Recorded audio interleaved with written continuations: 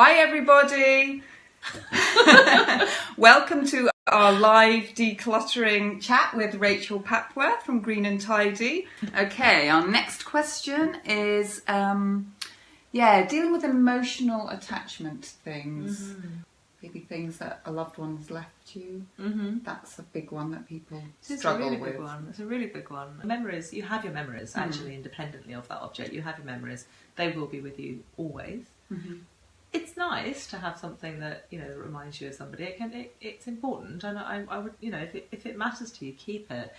If your house isn't functioning and you've got lots and lots and lots of stuff that reminds you of a particular person, you might want to think about whether you need so many items to remind you of that person. But often I find people are focusing kind of on the thing that's difficult rather than the stuff that's easy. So when you look at a room and it's very cluttered, you find yourself thinking like, oh, but that vase belongs to my grandmother, and you know, rather than noticing that it's surrounded by a load of, I don't know, bits of paper that you don't need anymore. Right. And if you got rid of them, the vase could stay.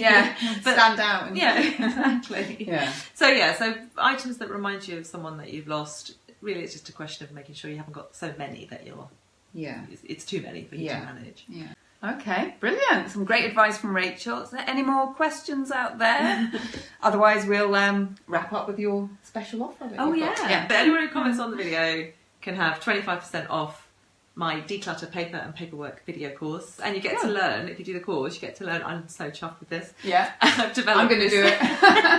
I've developed this 4-tray paper processing system. They use 4 trays, and it means that processing any paperwork is an absolute doddle. It'll have you keep on top of your paperwork forever. I'm so chuffed with it. I'm definitely doing that. Okay, we're going to wrap up now then. So thanks for watching. Bye. Bye.